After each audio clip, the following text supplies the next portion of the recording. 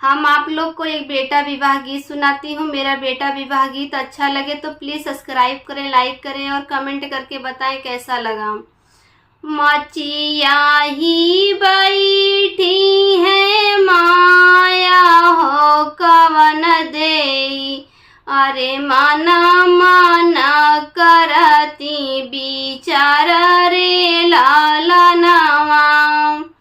अरे मना मना करती बिचार रे लालनवा,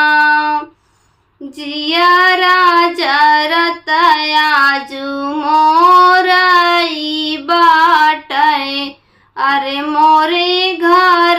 बेटा मोर कुंवर रे लालनवा, अरे मोरे घर बेटा मोर कुंवर रे लालनवा, पहिले तो झनखे माया पुत्र जनमवा,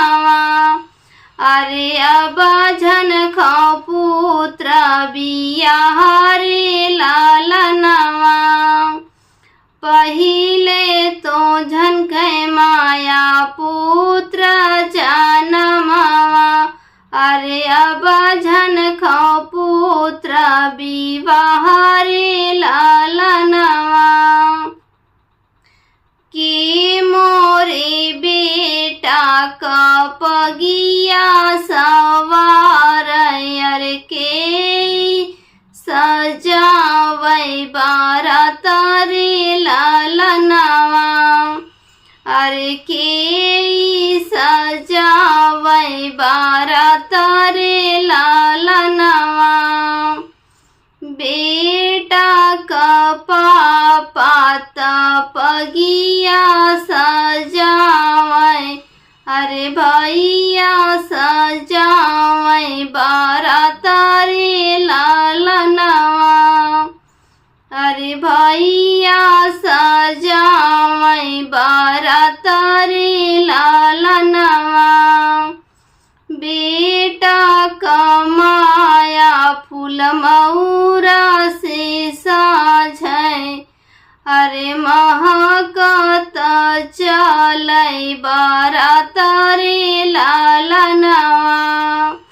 अरे महकत चलै बारात रे लालनवा,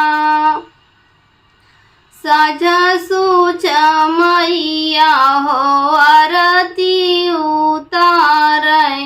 अरे मैया के ढुरकैला गैया सूरी लालनवा, अरे मैया के ढुरकैला गैया सूरी लालनवा। हमारे YouTube चैनल में आप लोग का स्वागत है। हम आप लोग को एक बेटी विवाह गीत सुनाती हूँ। मेरा बेटी विवाह गीत अच्छा लगे तो प्लीज सब्सक्राइब करें, लाइक करें और कमेंट करके बताएं मेरा बेटी विवाह गीत कैसा लगा। राजा दशरथ के आचार लालनवा, अरे चारों के कहिले बियाह रे लालनवा, अरे चारों के कहिले बियाह रे लालनवा, कई के बियाह राजा घर के लौटले, अरे भैले देवड़िया के ठाड़ा रे लालनवा,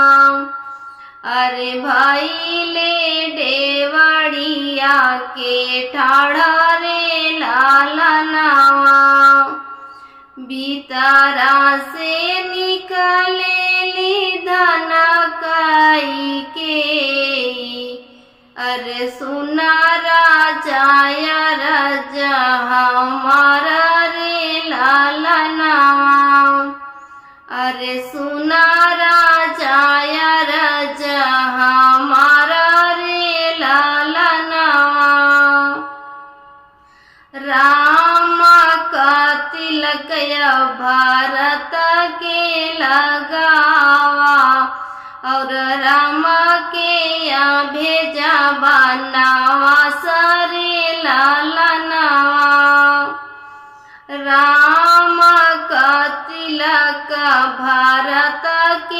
लगावा, अरे राम के भेजा बनवा सारे लालनवा। इतनी बचन जब सुने राजा दशरथ, अरे भैले डेवढ़िया के ठाढ़रे लालनवा, अरे भैले डेवढ़िया के ठाढ़रे लालनवा। ऐसन मंगन काहे मांगू मोरी रनिया,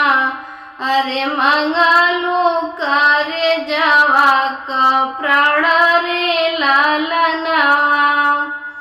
अरे मंगलू कर जवा का प्राण रे लालनवा।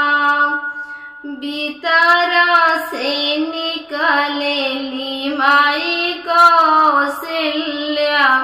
अरे नयन से नीर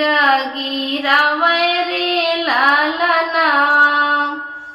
अरे नयन से नीर गिरावे रे लालनवा।